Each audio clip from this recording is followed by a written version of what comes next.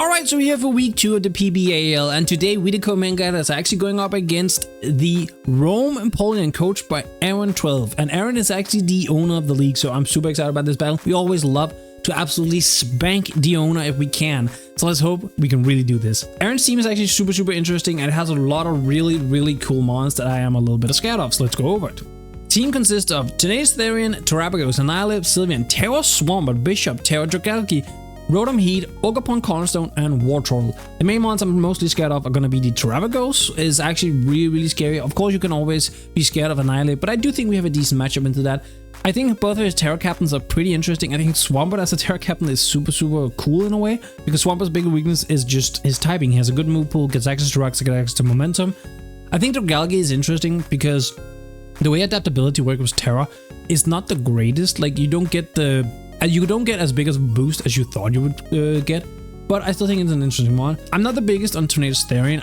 I still think it's a good mon. I still think it's like a strong pivot. I don't know about it, but I think some people can be really good at using it, and I think Aaron might be one of those people. I think after this, let's quickly go into our team and then head straight into the battle. First up on our team here, as you can see, we have Kyogre gets it, Greninja with Life Orb, Protean, Surf, Ice Beam, Extra Sensory, and Sludge Wave, 8 HP, 2v2 in Space Attack, 248 in Speed with Intimidator. Straightforward, just speed creaming the Tornadus. Even with Protean, we actually fully believe that Greninja can be an endgame win con in this game, because our opponent doesn't have the greatest choice scarf mons into our team. It's like Rotom Heat, but Rotom Heat's not that great into a team. Like, and if you run like a trick one to deal with Goodra, then you're not choice scarf anymore, which just makes Greninja's job easier. We opted for Surf because Water is pretty spammable into our opponent's team. The Resist of Gallade and Wartortle, not really going to take Wartortle the most serious, I'm going to be honest. And Gallade is a Terra Captain, so if it tears out of a type that doesn't resist water, then he has no water resist, and Surf is just spammable. You have Ice Beam for coverage, of course, for like Tornadus, the Ogerpon, Extra Sensory for Annihilate, or can even be a good move into Gallade if it doesn't Terra. And then last, you have Sludge Wave to hit like Sylveon or any Terra Fairies, because Fairy is one of the most popular Terra types to just go into, so Sludge Wave is just nice there. And to have an endgame win gun, we need something that can break. So here we have Sabimaru, the Landorus, Therian with Mirror Up, Intimidate, Fly, Earthquake, Stonies, and Stealth Rock. 8 in HP, 2v2 in attack, 248 in speed with Jolly Nature. You can probably guess where this is heading. So, this is meant to swap into Annihilate, get the Intimidate off, trigger the Defiant, and then get Mirror. Now, here's a quiz. What is the plus stages that Landorus gets from triggering the Defiant and then Mirroring it? How much plus does Landorus go? He goes +2. So it's really interesting because Defiant is +2 stages, but because Intimidate gives you -1 first, that's why you only go to +1. But actually, if you mirror copy them, you actually get +2 yourself. You're basically just clicking Sword Stance on the switch in, which is extremely strong. And Annihilate shouldn't really want to go for Ice Punch on the first switching, because you shouldn't think the Landorus is the obvious answer for Annihilate. Now, it could kind of be, because even at a +1 Annihilate, you're not hitting Landorus that hard. I'm rocking Fly, because Fly is actually really strong into opponent. If Rotom doesn't come, or if Bishop doesn't come, they don't have Fly resist. Because like Ogerpon Cornerstone is neutral as well. Earthquake is also extremely strong, and then Stone is just to hit like not Landorus, the Tornadus we need to. Opted to put Stealth Rock as the last one, because we didn't need any other fourth moves, so just having rocks just in case was pretty nice. Next up, we have Kasashini, the Gallade with Weakness, Spoil, Sharpness, Triple Axe, Psycho Cut, Drain Punch, and Agility, 168 in HP, 224 in Defense, 4 in Special Defense, 112 in Speed with an Impish Nature. I know, convoluted Gallade. This is gonna be our lead mon. We're working Weakness Policy with Agility as a lead, because we are expecting our opponent to either lead Tornadus, which will probably click U-turn, and if we go Terra Psychic, as you can see we will be super effective, take about 30-35%, something like that. Get our Weakness Policy, get our Agility off. And our opponent does not have a mon that deals Gallade at +2. We have 224 in defense, because if our opponent leads with Ogerpon and it clicks Knock Off, we live guaranteed, barring of course a crit, but if it crits, there's not much I can do about it. It is what it is. It makes it so Gallade is actually just really strong into our opponent's leads. Even if it's lead Swampert, it could just knock off and trigger our Weakness Policy as well. We have Triple Axle because of the Ogerpon. If Sturdy is still up, which it probably would be in most cases, then Triple Axle will bypass that and actually kill it. I have Drain Punch over Sacred Sword, because there are actually a lot of scenarios where if I click Drain Punch with +2 on something like a Terapagos, I can actually live like a Terra Starstorm, provided it's not choice specs. Plus, we didn't really need Sacred Sword for anything, like Drain Punch takes out Bishop anyway. We have Triple Axle for the Ogerpons. We didn't really need Sacred Sword, so Drain Punch just opted to be better. Next up, we are bringing the duo, so we're actually bringing Gallade with our Gallade this time around. Benihime the God of War with Choice Scarf, Trace, Psychic, Psyshock, Moonblast, and Thunderbolt. 24 in HP, 252 in special attack, 232 in speed with a Modest Nature. We opted for Modest Nature because realistically, the Bishop should never be Choice Scarf in this matchup, and if it is, I'm gonna throw the flag. I don't know what that means, but I'm just gonna do it. Rocking double Psychic moves here because our opponent does not have a good Psychic answer. Partially why Gallade was also really good. It's Bishop, which again, Bishop is neutral to Fairy, so that makes Moonblast pretty spammable. And the reason we have both is because some scenarios Psychic is better, some scenarios Psyshock is better, Moonblast is pretty good, and then we opted the Thunderbolt for the last move. We wanted a move that can hit like Tornadoes pretty well, and it does a little bit more than Moonblast. We thought about maybe doing Focus Blast, but it's like then we have to rely on Focus Blast. So we just went with Thunderbolt because it was more reliable, it was more guaranteed damage into Tornadoes, which Tornadoes is probably the mon that forcing damage on is the most difficult, so it's pretty nice to have. Next up, we have Zangetsu, the Iron Hands with Citrus Badge, Quick Drive, Play Rough, Drain Punch, Super Slam, and Sword Stance. 2-2 in defense, 120 in special defense, 136 in speed with an Adamant nature. So we're rocking Adamant with max defense because this is the way we best optimize our bulk with our attack. This is going to be the initial Annihilate, well, not initial. This is going to be the Annihilate answer if the Lando plan kind of goes wrong. This also helps a lot for Ogerpon. This is the main Ogerpon answer. And it also can switch into like a Bishop if Bishop shows up for whatever reason. Drain Punch is really nice for healing. Since we have no HP investment, we should get a decent amount back from some monsters like Swampert and whatnot. I just really like Iron Hands here as like a bulky attacker. He doesn't have to be the end all be all that wins the game or like stops our opponent's monster. He just needs to make sure he can go for 1-for-1 at minimum, maybe 2-for-1 in a best case scenario. And lastly, we have Minazuki the Hizuen Gujo with a Solvers, Gooey, Knockoff, Dragon Tail, Heavy Slam, and Draco Meteor. 248 in HP, 16 special attack, 200 in speed with special defense with Assassination. So this is the Terapagos answer. Can also switch into Sylveon, can also switch into Rotom, can also switch into Dragalge. Now, if all four of those mon comes, that is a kind of annoying. I have to kind of figure out a way to deal with that. Knockoff because it's really good utility. Dragon Tail to get a Terapagos that maybe have a Core Mine or two up out of here. Heavy Slam because it's actually pretty strong into our opponent. Heavy Slam plus Draco Meteor hits pretty much the entirety of our opponent's team barring Bishop. And again, not that worried about Bishop. Like, I might eat my words, who knows, but I'm not that worried about Bishop. We could have packed on like Body Press here, but I think the Dragon Tail for utility is a little bit better. And generally, this is like a really good way to just run Goodra, so I like this. That's gonna be it for our week 2 of the PBAL Team Builder. As always, if you liked the video so far, make sure to leave a like on the video, leave a comment with thought of the Team Builder, and subscribe to the channel for any future videos. And I'll head into the battle. So see ya in just a little bit. Alright, so we're here for our PBAL Week 2 battle. As you can see and probably already guessed, this is going to be a post-com because for whatever reason, my mic did not pick up during the game. It's really weird because I was on a call with friends right beforehand and they could clearly hear me. So it's not the microphone, it's OBS that for whatever reason just decided not to pick up the mic. I don't know if I just didn't notice it was muted, but I swear I looked over and saw like the bar. Like if anyone's ever seen like an audio before, it's like you have like a moving bar that tells you how high you're going and whatnot. And I swear I was moving, but yeah. So as you can see here, we have our game against Aaron. I'm just gonna basically let it play, talk a little bit over it, talk about some talking points and whatnot. Not gonna go too much into the specific details. If you watched the Team Builder, you would know that we were planning to lead our Gallade with Terra Psychic. It's pretty strong into our opponent's team because we have the weakness policy set, but our opponent actually ended up bringing Terra Psychic on their Swampert as well, which in hindsight, like when I was in the game, I was really like so confused why you would ever beat Terra Psychic, and it felt like really weird. But in hindsight, looking back at it, I could kind of see it because they are extremely weak to Psychic moves. Like their Dark type is a Bishop. One of my Psychic types is part Fighting, the other is part Fairy. They're extremely weak to Psychic moves. So being Terra Psychic is really nice because you stop the dual stabs of Gallade. And I didn't bring Night Slash because I didn't have a reason to bring Night Slash. Psycho Cut is going to do more to annihilate anyway, and there's no other mon that Night Slash will be remotely better with besides like my dual stabs. They do lead the Tornadoes, which is this is the exact lead up scenario that we envisioned. So here I take a little bit of time to quickly like look at my Gallade and make sure okay I know how much I'm supposed to take, so I can kind of guess a little bit about how strong this is. Whether it clicks like knockoff, whether it clicks maybe it could have Dark Pulse or U-turn. Like anything super effective is what's going through my head because we want this weakness policy to pop. So I decided I want a Terra. and I decide I'm gonna click the agility. This is what we envisioned from the beginning. Even though there is a Terapagos Swampert in the back, this is still kind of the gameplay I wanted to go for, because I think this is the better way to just do it. It helps breaks our opponent's team quite a lot, and that was the idea here. Gallade is of course not here to win. He's here to break and here to put in a lot of work offensively from the get-go. So that's what we do. He does click the U-turn, which is exactly what I wanted. I take the exact amount of damage that I can. Well, I say exact. You know how Pokemon works and rolls and whatnot, but this is about the damage we expected. So this tells us it's not a physical torn, and it also tells us that it's probably going to be kind of a pivoting torn, as you would typically see, because pivoting torn carries U-turn, duh. Also with U-turn, even though I don't think I ever actually fully found out until we exchange sets until the end, would just assume this would be boots torn, like U-turn boots torn is like, you know, the most common thing. I get my weakness polish, I click my agility. My opponent actually takes a little bit of time to think, though I will say you should just always, like, there was not even discussion that you should go Swampert here. You prepared the Swampert with Terra Psychic 100% with Gallade in mind. I have no doubts about that.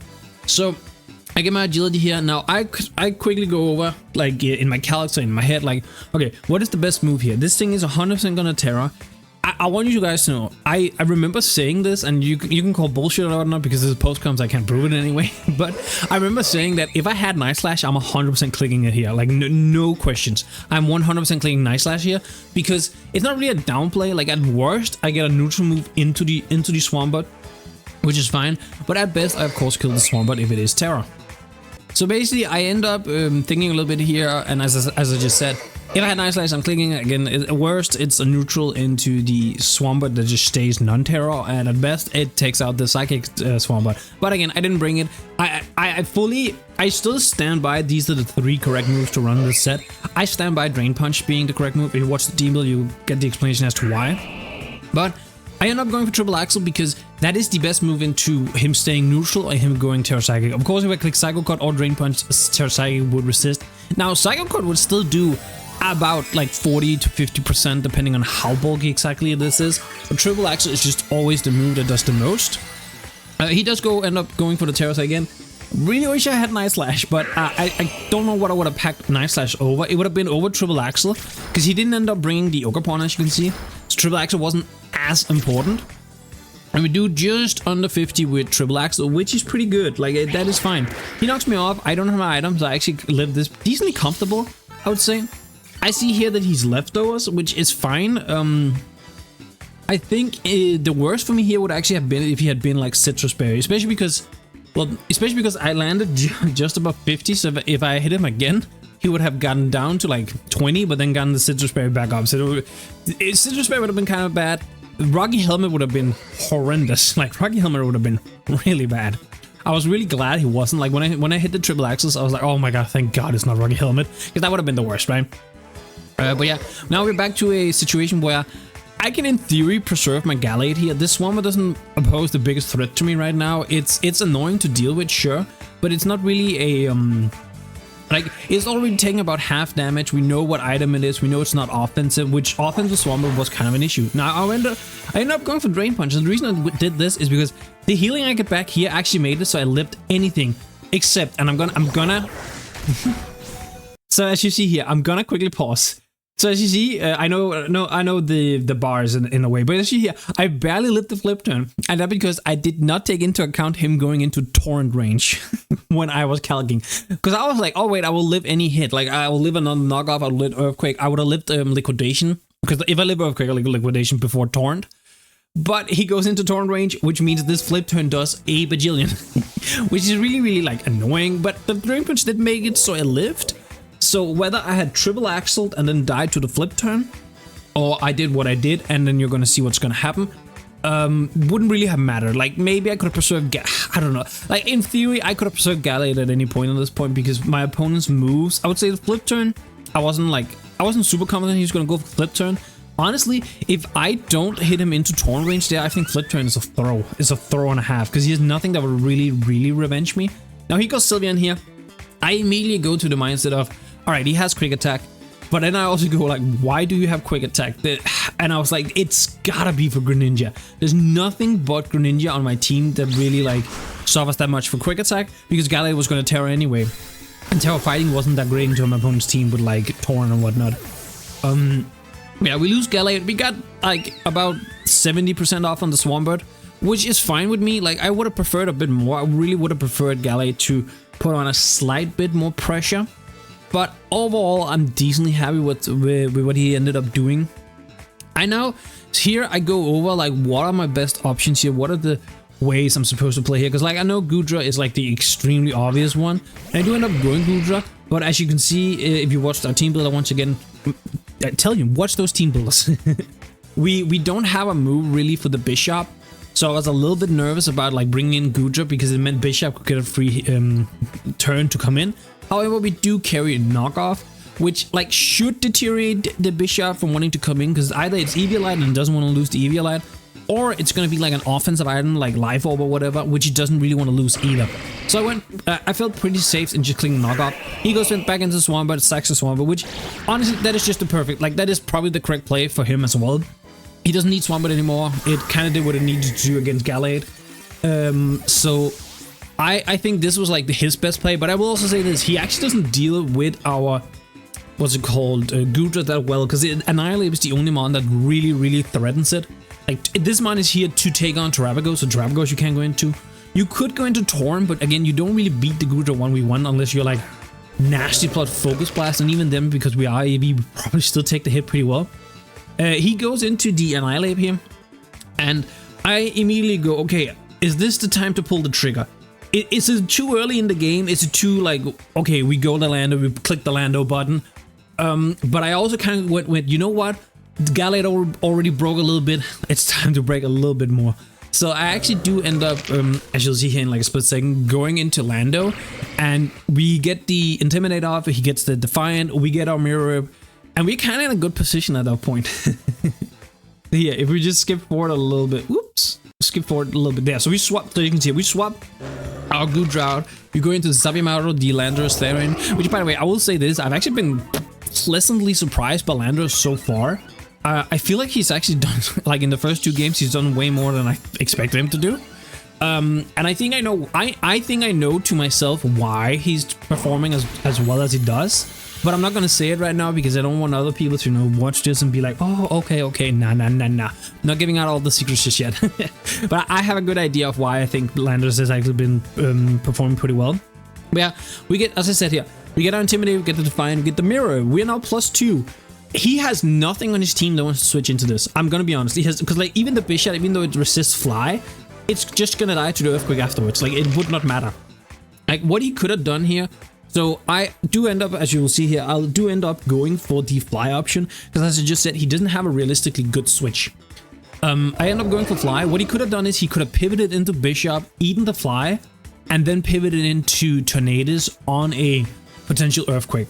That's probably the play you do if you want to preserve as many pieces as possible. However, my opponent, I don't think wanted to take the chip and Bishop. I found that out like later in the game. We didn't want to take the chip and Bishop because Bishop had a very important role in this game, so he had to preserve it a little bit. And here, he now goes over, okay, what do? I have nothing on my team that takes a +2 Fly. And he basically went over his mons on the team and tried to figure out what mon has the least value. Now, I did talk with Aaron about this after. I'm so surprised he went with Torn. Like, to me, Torn was not the least valuable. I'm gonna be honest, I think personally it might have been Sylveon.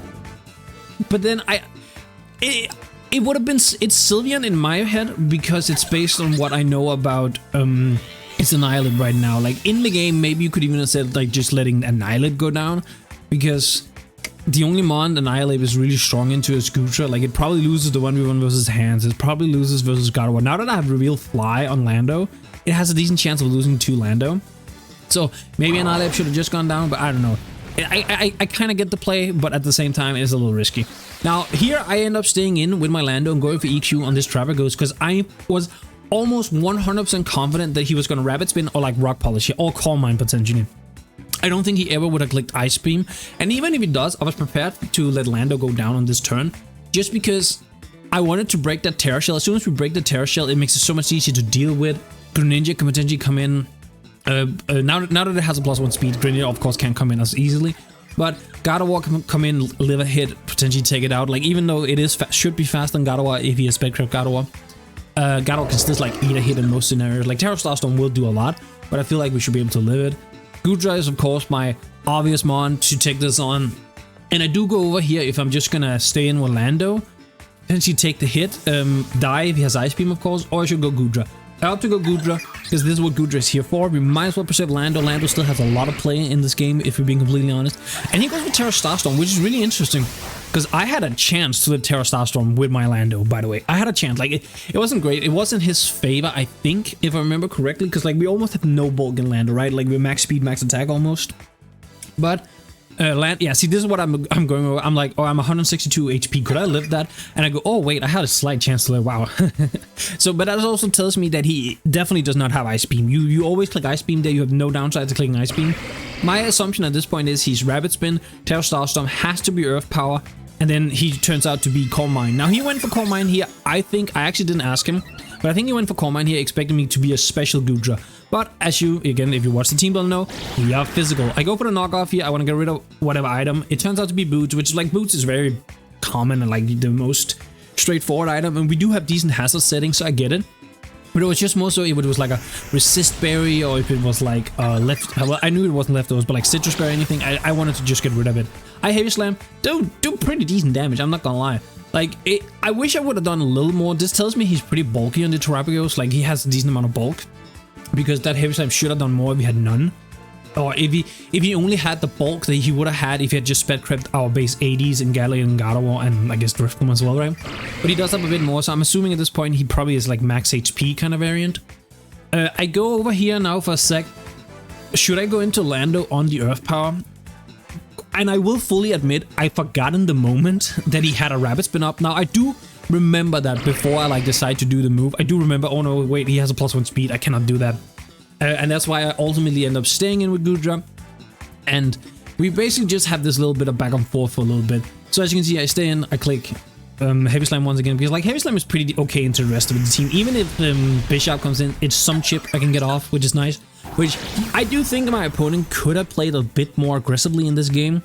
Like, I get it, he's trying to whittle Goodra down a little bit because it helps Sylveon be better in the game. But I think with Lando and with like Gren having Sludge Wave, I think the Sylveon just never really had a play, if I'm being honest. So what I think you could have done here is you could have gone to like preserve Terapagos a little bit better, because Terapagos has better play if you ask me. Preserve Terapagos a little bit, gone into like your Bishop on like what is presumably a Heavy Slam. I think it would have been good. But here Earth Power once again gets me down to 90 here. So 90 is exactly enough to take, like we can take a Hyper Voice from Sylveon. We can't really take any other hits at all. Or we can take and the Hyper Voice from Sylveon unless it's like Choice Specs. But I was pretty confident he probably wasn't going to be Choice Specs, especially when he revealed like Quick Attack. Now he could very well be Choice Specs Quick Attack. That's not like completely out of the question, I won't lie. He ended up going Bishop here, which again, a little bit surprising. I feel like, again, couldn't you just have gone Annihilate here? Like, the Bishop is weird to me because it's like, Bishop doesn't... I don't think Bishop gains you much ground anywhere, where I think Annihilate would have either forced Lando in, put Lando further down, or it would have forced this in, like the Iron Hands, and I would have taken damage on Iron Hands for like the Bishop later on. Because right now he has to now switch into Iron Hands. Like, I think this was like going Bishop, I think was like a little bit of a weird positioning from the opponent. Because it's like, Bishop is now in, it cannot ever beat Iron Hands in this position whatsoever. Like, there's no chance it can. Which means I'm pretty free to click the Supercell Slam button here. Because he only has Sylveon, Bishop, and Annihilate left, which all are neutral into Supercell Slam. I thought about maybe doing Play Rough. Just because it's super effective into Annihilate when it comes in, but I would rather just get the extra stab with Supercell in case Sylveon comes in. He does end up going Annihilate though, and this is going to do a frick ton. Like, this is going to do so much. Bonk! And now he's basically... So, what I'm saying with why he maybe should have gone Annihilate first is, he would have been in the similar position where he... would have gone in with an Annihilate, clicked probably Drain Punch on my Goodra. I would have gone into either Hands or Lando, and then he would have had to make the play, but at least his bishop would like he wouldn't have like gone in, revealed low kick. He wouldn't have taken this unnecessary damage on Annihilate. He could have decided who he wanted to take damage on. So all in all, I don't know how much it necessarily matters, but I definitely think I think going bishop there might have been a slight misplay, but not one that necessarily determines the game. Now I here maybe you could say I make a slight misplay here because I go over what I should do here. If I should stay in and hit him with like play rough, because play rough takes him out. I mean, Supercell Slam we also can take him out, but if he like drain punches, he would potentially get above me. I think about Sword Stancing, because like I have decent speed in my Iron Hands, so if I Sword Stance and I can outspeed the Sylveon, Iron Hands can actually just win here. He can literally just win here because I would Sword Stance, take the hit from I would take the hit from Annihilate, then Sword Stance, then take the hit from Annihilate again, and then just kill it. If Bishop comes in, I could Drain Punch, I kill it, get a massive amount of health back, or if Sylveon comes in and I did outspeed it, I would just win. But I end up not going for the Sword Stance because I don't know anything about the Sylveon. Like I have not been able to tell if it's like bulky or anything. So I decide not to take the risk, just go for the Play Rough, because Play Rough never really was Play Rough is only ever a bad play here if he goes hard Bishop and he gets the Defiant. But I mean, if he does that, he's just a better player. I can't even be mad at that, right? Here I go over real quick, is Iron Hands worth preserving? Like, can I stop Bishop without Iron Hands? Because Bishop is like I felt confident I could beat Bishop with my remaining mons. Like we have Lando, but the problem is Lando will no matter what activate Defiant, so Lando is kind of a risky switch in. Like it has to be in a situation where I know I can live a +1 Sucker Punch at minimum. And I don't know anything about the Bishop really. I know it has a low kick and that's it. I'm assuming it has Sucker Punch. Which, by the way, since he hadn't gone Bishop at this point on a lot of mons, like when Gallade was in, and when like Lando was in and whatnot, I was like, maybe he doesn't have Sucker Punch. I here then go over mon. As you can see, I end up going Gardevoir. The reason I go Gardevoir is because I value Gardevoir as the least useful member. It's not that great into Sucker Punch. It doesn't really 1v1 the Sylveon. It can do decent damage. Also, by the way, I want you guys to know, us tracing Pixelate was literally something that came up when we were building. We literally thought about running Hyper Voice on Gardevoir just because we might trace Pixelate.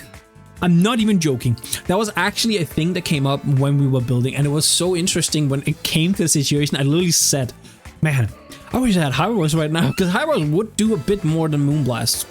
Because Pixelate still gives it the boost, right? Like Moonblast is, I believe, 95 and Hyper Voice is 90, but then Pixelate gets a 1.2% boost to Hyper Voice. It would have done a slightly more. So it's kind of an interesting situation where like having Hyper Voice here would have just netted me more damage, I'm not gonna lie. I opt to go for, even though Size Shock most likely would have done more damage to Sylveon specifically, I opt to go for Moonblast because I don't want to allow the Bishop in for free. I want to just get a hit off if I can. So I go for Moonblast. As you can see, he went for Quick Attack, which I thought was kind of interesting. I don't know if he's like, if he just hoped that if it crit, it would kill, which it might have, but I'm not 100% sure. But he also just ends up going for 2 Quick Attacks, which does take me out. So I guess like all in all, he would have taken the same amount of damage, but it was just funny he went for Quick Attack because like Quick Attack covers less in case I switch, where Hyper Voice would have covered so much more. Now I go Lando here because this is the only time the entire rest of the game I felt I can get a free Lando without activating Defiant. I go in here, I click a free Earthquake. I kind of based on the damage I just did to Sylveon and what it did to me with the Hyper Voice, I came to the conclusion this is offensive Sylveon. Like 100% of the time this is offensive Sylveon. Which also meant it probably was faster than my Iron Hands. I'm pretty happy I didn't do the Sword Stance play earlier. But I went into Lando, got my Earthquake out. He got us a little bit of a Quick Attack chip. I figured he would click Quick Attack. That made sense in the moment, right? I get my Earthquake and he's down to just Bishop. And this is really interesting because like I have a Lando which with a mean Earthquake coming in at this Bishop, and he has to go through an Iron Hands, a Goodra, and a Greninja after this. And I want you guys to know, this realistically could have been much closer than what it ends up being, because Lando, after what he's about to do here, is click Sword Stance, right? And Lando is within Sucker Punch range. Iron Hands dies to low kick because I was dumb enough to take the hit from Annihilate. And Goodra dies to low kick as well from Bishop. So honestly, I'm at a point where I need Greninja to be able to take a hit. So I'm actually kind of calculating here, can Greninja take a Sucker Punch from this Bishop? And it's one of those where like, I want to say obviously it can because it's the dark types that resist Sucker Punch, but I'm also like kind of nervous because it's like it's a Greninja. It's not the most bulky thing in the world, right? But ultimately, I do end up going Greninja here because like it is my only Mon. Okay, I want to quickly say before I say anything, Iron Hands could actually, in theory, live the low kick. I think the HP we were at with our bulk, it was like a roll, like it was almost a 50-50 roll. I think it was like 56% chance in his favor for low kick to kill, but we had a slight chance to actually live it with Iron Hands. But I go for Ninja. I go, okay, here I just click Surf always, like Surf kills. I will say right now, I just realized here in the playback mode, oh, that's a freeze frame, holy hell. I just realized I could have gone Iron Hands on this Sucker Punch. Oh wait, no, Sucker Punch wouldn't have, because I just realized if he Sucker Punch my Iron Hands, I would have gotten my Citrus Berry because it wasn't popped yet. But I also just realized if I switch, Sucker Punch doesn't go off. So never mind, don't mind me. We live the Sucker Punch though, and we get to click a Surf. I thought for a split second I missed the Surf. I was like, huh? Ooh, where? How? But no, it's just because Protean had to activate. So yeah, we pick up a nice little 3-0. Don't mind Lando still being on the layout. I didn't cross him out just yet. But yeah, take a nice little 3-0 against Aaron. Honestly, it was a good battle, but I felt in control most of the time. I think the only time I was like a little bit out of control was here with the Bishop at the very end, where it's like, okay, if he crits my Gren, do I live the crit? And then if I don't live the crit, then does he just win? As always, if you like the video, make sure to leave a like on the video, leave a comment for the battle and like the commentary, and subscribe to the channel for any future videos. So I will now head out. Peace, YouTube.